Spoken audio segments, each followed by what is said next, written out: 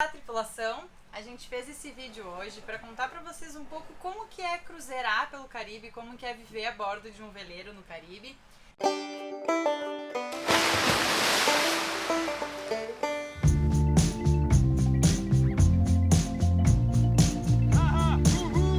O Caribe é nosso! Bom, quando a gente pensa em Caribe, a primeira coisa que vem à mente é uma água azul, uma areia branca e um coqueiro. Mas é claro, né? O Caribe não é só isso, é uma região enorme. Por definição, o Caribe é a região compreendida entre esse arco de ilha que se inicia lá na Flórida e vem até a costa norte da América do Sul, ali na região do Suriname, até a costa atlântica da América Central. Para nós velejadores, o roteiro principal, quando se fala em Caribe, é esse passeio por esse arco de ilhas, né? Começando ali por Trinidad, depois Grenada, Martinica, Santa Lúcia e assim por diante. Então esse arco de ilhas, que é a parte principal do roteiro da maioria dos cruzeiristas, ela se divide em dois. As chamadas Windward Islands, que são essas ilhas mais ao sul, compreende ali de Grenada até Martinica, e também temos as Leeward Islands, que são da Dominica em diante até São Martin. Depois temos as Ilhas Virgens, Porto Rico, Dominicana e por aí. Nós, quando chegamos ao Caribe, chegamos por Barbados e fizemos justamente esse roteiro aí, subindo de ilha em ilha. Vocês podem assistir nos nossos vídeos mais antigos, né? Historicamente, esses territórios aqui foram disputados entre holandeses, franceses, ingleses e tinham uma importância fundamental na economia europeia devido ao plantio de açúcar. Com o declínio da importância do açúcar na economia, essas regiões ficaram um pouco relegadas, né? Mas recentemente desfrutam de uma certa prosperidade baseado no turismo e principalmente o turismo náutico, né? Então são muitos veleiros por toda parte e hoje o Caribe é a meca dos velejadores mundiais, é barco para todo lado, é muita gente cruzeirando e os países estão fazendo muito bem em tirar proveito desse filão aí da economia. Quem vem do Brasil, ou a terra, claro, pode chegar onde quiser, mas o roteiro mais padrão, né, é chegar ali por Trinidad e Tobago, aí depois vem a Grenada, depois vai para São Vicente, depois Santa Lúcia. Quando se chega no Mar do Caribe, tem o seguinte: de um lado, Oceano Atlântico, de outro, Mar do Caribe. De um lado, um mar revolto, com ondas, de outro, a tranquilidade desse mar abrigado, né? E pequenas passagens que variam aí 20, 30, 40 milhas, 50 no máximo, entre uma ilha e outra, para desfrutar um velejo. E quando se chega na costa sotavento, águas calmas, ancoragens, navegadas tranquilas, digamos assim. Eles variam em população, mas em geral tem populações pequenas, né, em torno de 100, 200, 300 mil habitantes, e a população é majoritariamente negra, forte presença da cultura Rastafari. Bom, chama de temporada aqui no Caribe, vai de dezembro até maio, junho, tá? Que é quando começa a temporada de furacões. Então, em janeiro, fevereiro, a característica aqui são ventos de nordeste, relativamente fortes, tá? Em torno dos 20 nós. Então, para quem faz essa chegada do Brasil e quer subir esse arco de ilha de Trinidad até Martinica, vai tomar vento na cara. O nordeste sopra forte, sopra mesmo. Então é padrão aí a galera se esforçar para, mesmo canais pequenos entre as ilhas, 16 a 20, ter que ser uma navegada um pouco mais intensa ali, bater motor, ajustar bem vela para vencer esses canais e chegar. Aí quando se abriga na ilha fica tudo mais tranquilo, né? Quando ficar mais abrigado. 12 horas de contravento, faltam agora mais uma horinha para chegar. Até meu sanduíche tá molhado. Então aí depois que passa da Martinica em diante, já ganha um ângulo de orça bem melhor, já consegue navegar esse nordeste quase num través, uma orça folgada para um través, dependendo da rota, e aí melhora e é só alegria para subir. Para quem vem de cima dos Estados Unidos e desce, fica um pouco mais fácil, né? Apesar de ter esses ventos fortes, não é nada horrível, assim, não tem ondulações gigantes ou coisas assim, né? O clima em geral é bem estável, bem previsível, assim, a previsão tem um grau de acerto enorme. Então, à medida que a season vai passando, ali em março, esse vento já começa a girar um pouquinho mais para leste, a ondulação de nordeste dá uma baixada, não tem mais a influência das frentes frias do inverno ali do Atlântico Norte, e aí vai melhorando, à medida que o verão se aproxima, o mar vai ficando mais calmo, o vento vai baixando e fica ainda mais fácil de navegar por aqui. Chove até que bastante no inverno, mas são chuvas rápidas. Chove 15 minutos, já passa, já abre sol, daqui a pouco vai chover de novo. Temperatura da água nessa época do ano, janeiro, fevereiro, em torno dos 27, 28 graus. Vai esquentando um pouco. Calor, acima de 30 graus quase sempre. Muitos dias bonitos. Depois, em junho, começa oficialmente a temporada de furacões. Temporada de furacão junho, julho, agosto, setembro, outubro, novembro. E sendo junho e novembro muito pouco provável, tá? Com uma baixíssima incidência de furacões. Agosto, setembro e outubro, os meses mais perigosos.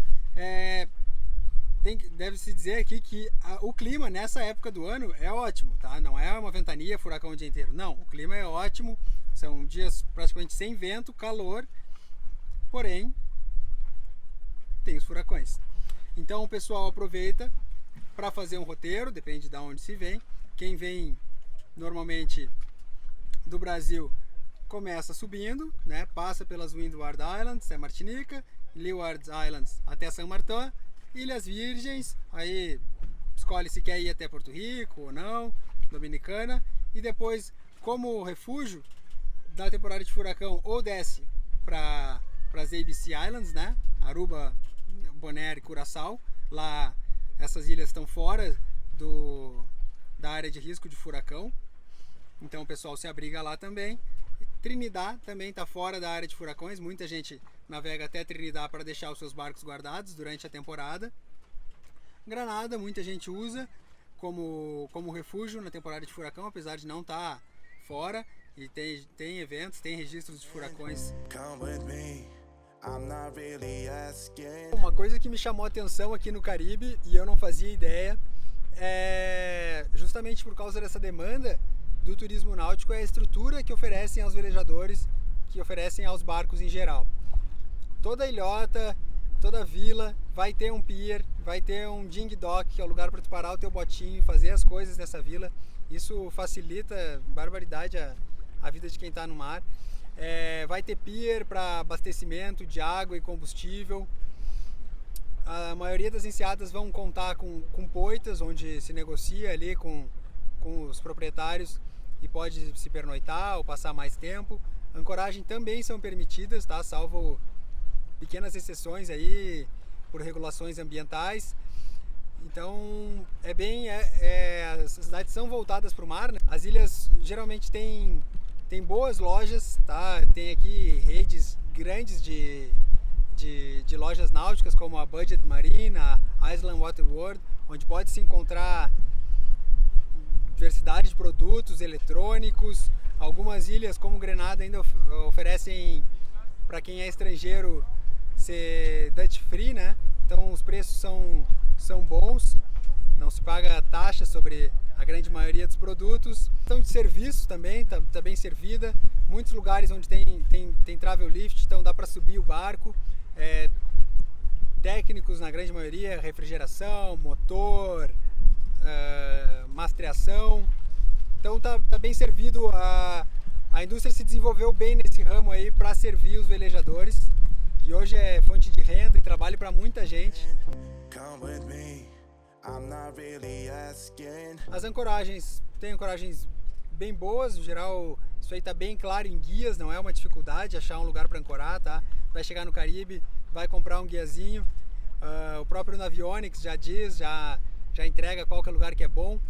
Alguns, como me lembro aqui de cabeça, a Dominica o fundo é coberto por alga, então isso às vezes dificulta um pouco a ancoragem. Aí aqui no Caribe recomendam ter uma âncora com ponta, né? Que penetre e consiga vencer essas algas para unhar legal. O vento é forte, é constante, então larga bastante corrente. Nem sempre isso vai ser fácil, porque às vezes as ancoragens mais populares são bem cheias. Então tu para perto de uma poita, o cara vai pegar a poita, vai ficar a 3, 4 metros de ti, o dono da poita já vem, já dá confusão, aí tu não pode soltar mais corrente, mas também tu não quer ficar com pouca. Então tem essa dinâmica aí. Eu não esperava também que o Caribe fosse tão cheio, a verdade é essa. É muito velejador, a indústria de charter está a 1000, os catamarãs estão cada vez maior, então tem esse porém aí. É disputado o espaço nas ancoragens mais populares, mas tem também ancoragens mais remotas, aquelas um pouquinho fora do roteiro programado, que dá para curtir uma praia pelado e tal.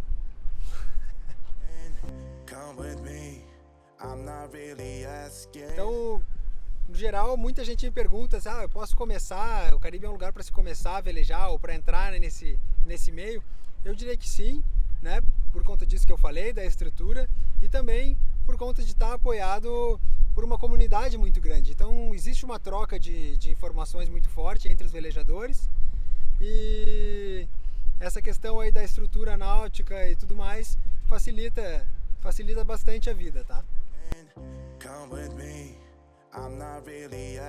Bom, questões mais burocráticas então, como alfândega, imigração, moedas.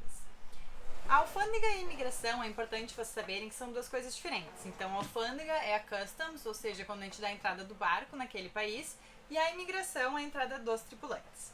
Bom, antes de a gente se deslocar para uma nova ilha, né, porque no Caribe são várias ilhas diferentes, territórios diferentes, então cada vez que tu entra num novo território, tu tem que dar entrada naquele país. Então antes de a gente ir, a gente já dá uma olhada nos nossos guias, procura na internet quais são as ancoragens que vão ter um escritório da capitania, enfim, onde fazer essa burocracia. Geralmente nas capitais e nas grandes ancoragens sempre tem um escritório. Nas ancoragens mais turísticas também é comum, né? Mas algumas outras não tem onde dar entrada. Então geralmente a gente já tenta chegar direto em algum lugar onde tenha um escritório da capitania.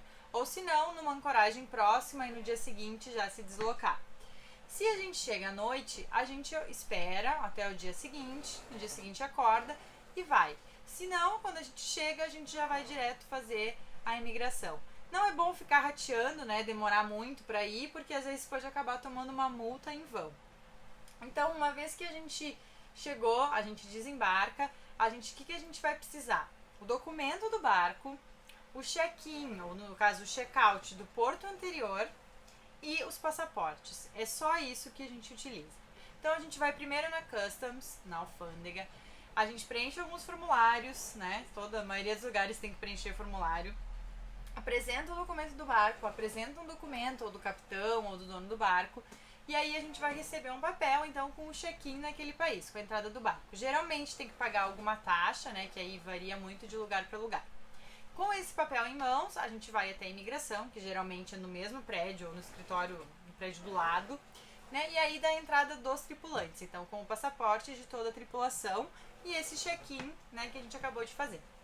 É muito simples, a gente não faz ideia, mas aqui no Caribe eles estão super acostumados, tem muito cruzeirista pra lá e pra cá, então é bem fácil. Nenhum dos lugares que a gente foi até agora, a gente precisou de visto para entrar.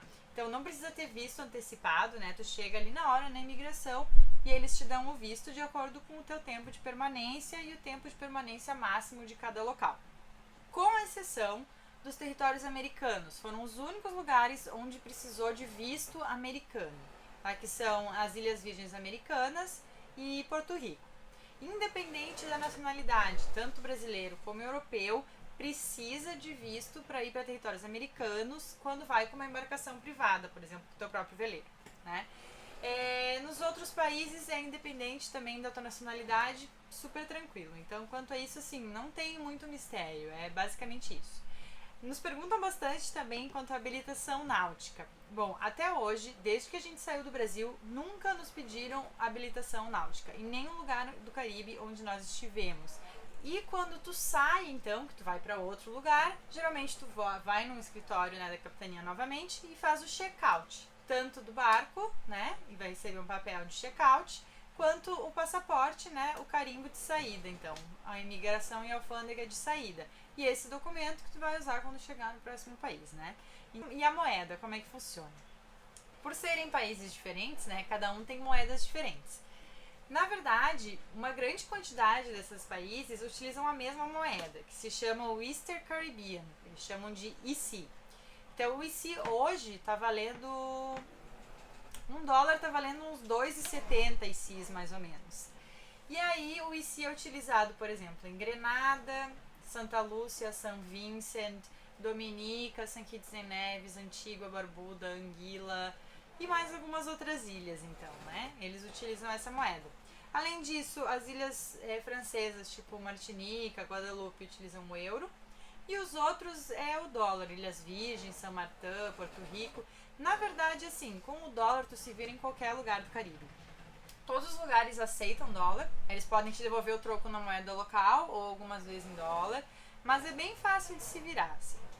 Todos os lugares têm caixa automático, né, então para sacar dinheiro. Claro, óbvio que ilhas muito pequenas, lugares remotos não vão ter, né, mas as capitais, as cidades maiores sempre vai achar um caixa eletrônico. Muitos lugares aceitam cartão, né, claro, mesma coisa, a menos que sejam lugares muito pequenos, né, para lugares mais remotos, assim, aí provavelmente não vão aceitar, então é sempre bom tu ter algum valor em cash, né, em espécie. E os custos? Bom, eu já fiz um vídeo específico dedicado só a esse assunto, né, sobre os custos ao redor do Caribe, de marinas, de imigração, mercado, enfim. Então dá uma conferida no vídeo, o card está aqui em cima, com os custos gerais. Mas assim, para ter uma ideia, as ilhas mais ao norte são um pouco mais caras, as ilhas aqui para o sul um pouco mais acessíveis, né? Tem uma diferença de lugar para lugar, assim. Abastecimento. Por o Caribe ser um conjunto de ilhas pequenas e ilhas que vivem basicamente do turismo e de serviços, não dá para esperar que tu vai encontrar muita coisa em todos os locais, né? Nenhuma das ilhas basicamente vive de indústria, não tem produção local, então praticamente tudo vem de fora, tudo é importado. Então, assim, as ilhas menores, por exemplo, tu vai no mercado, não vai... Bom, tu pode ir com uma listinha, mas provavelmente tu vai voltar com metade da listinha sem ter encontrado e vai ter comprado outras coisas que não estavam na lista, porque nem sempre eles vão ter tudo, assim, um dia tem algumas coisas, outro dia tu vai no mercado e tem outras. Então, claro, tu encontra o necessário, o básico sempre, né, nunca faltou pra gente, mas assim, tu não vai achar aquela quantidade de coisas.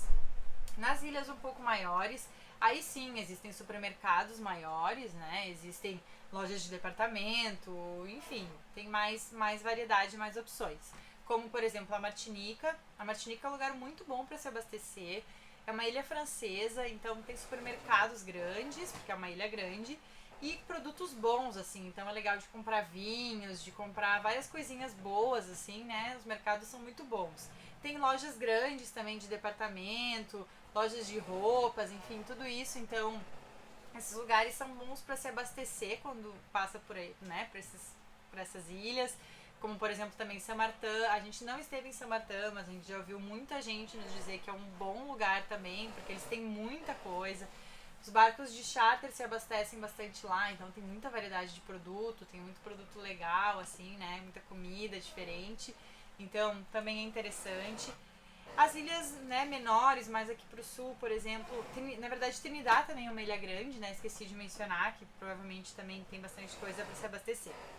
Várias ilhas são duty free também, então para quem é estrangeiro, tem algumas lojas que tu pode comprar cosméticos, bebidas sem pagar imposto, isso é legal também. Por exemplo, Barbados tinham muitos duty frees, São Martin, Curaçao, várias delas assim a gente encontra, né? Então também é interessante às vezes pra gente que é de fora. Abastecimento de água, de diesel também é super fácil, né? Como o Diego já falou de estrutura náutica, então também, enquanto isso, é bem fácil. As capitais, todas elas vão ter hospitais, tá? Então segue aquela lógica de que as ilhas maiores vão ter mais estrutura, vão ter mais hospitais, enfim. As ilhas menores um pouco menos, mas todas elas vão ter um hospital para emergência, enfim. Todas elas têm aeroportos, inclusive ilhas bem pequenas têm aeroportos, né? Por questão do turismo também. Então acho que essa questão de serviços é tranquilo também, é bem provido. Segurança. Bom, tanto eu quanto o Diego, aqui no Caribe, a gente nunca se sentiu ameaçado em nenhum momento. Tanto nas ancoragens, quanto nas ruas, nas cidades, né? Acho que assim, por serem lugares menores, por serem ilhas, isso também não propicia tanto a violência. Mas eu também acho que eles não têm essa cultura de violência tão forte aqui. E existe uma coisa que eu acho que pra mim assim é fundamental e que no Brasil falta muito, é o senso de comunidade, né? Então aqui as pessoas têm esse senso de comunidade, de cuidar do vizinho, de cuidar do outro, de cuidar das coisas do outro. Então as pessoas cuidam uma das outras, acho que isso é muito legal e acho que isso é bem importante também. Então isso passa também uma segurança. E também acho que é o negócio deles aqui no Caribe, é o turismo, então se não for seguro, né, imaginem. Claro, nenhum lugar tá livre, né? A gente já ouviu alguns casos, por exemplo, de botinho, né, de roubarem botinho, então sempre que a gente tá em cidades maiores ou ancoragens maiores, quando a gente desce, a gente passa o cadeado no ding dock, né, ou no botinho.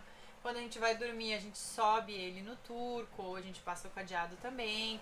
Até por uma questão também de descargo de consciência para dormir tranquilo, né? Mas assim, em muitos lugares a gente deixou o botinho largado na praia, a gente dormiu com ele pendurado e a gente nunca viu nada, assim. Mas, né, por via das dúvidas, é sempre bom ficar um pouco ligado com esse tipo de coisa. Você que está pensando em vir viver no Caribe, cruzeirar pelo Caribe, acho que é uma experiência muito interessante. Tem lugares maravilhosos para conhecer. As pessoas são simples, são amigáveis, é muito legal. Assim, tem muito cruzeirista, então tem gente cruzeirando sozinha, tem gente em casal, tem família com criança, tem gente de tudo que é lugar do mundo e acho que essas trocas são muito legais. Conhecer essas pessoas, trocar experiências, fazer amizades, acho que é fantástico. O Caribe, claro, é um lugar bem badalado, tem ancoragens que já são bem cheias, enfim, mas isso também depende da época do ano e também tem muitos lugares tranquilos e sossegados, então tem para todos os gostos. E para quem nunca experimentou a vida a bordo ou tá num veleiro, eu recomendo também fazer um charter, experimentar, passar uns dias, ver como é que é, né? No Brasil tem muita gente que oferece charter, aqui no Caribe também. E no Brasil a gente conhece também a H-Marine. Eu vou deixar aqui na descrição do vídeo o link deles para quem quiser dar uma olhada. Eles trabalham com hospedagem náutica, então é legal para quem quer de repente passar alguns dias a bordo e ver como é que é, né? Eu imagino que vocês vão gostar e quem sabe não acabem se aventurando por esses mares. Bom, acho que é isso. Espero que vocês tenham gostado, espero que seja útil. Esse vídeo não pretende encerrar o assunto, mas sim dar uma ideia geral, né, de como é cruzeirar pelo Caribe. Se ficou alguma dúvida aí, deixa aqui nos comentários, aproveita e deixa o like também. Se inscreve no nosso canal, torne-se um apoiador e se você está pensando em vir para o Caribe, eu recomendo. God bless, até a próxima. Até! About to leave, already packing. Come with me, I'm not really asking. We'll get away to a place where we don't know. About to see the world in action, what we can be, life with no distractions. We'll get away, this is what we wait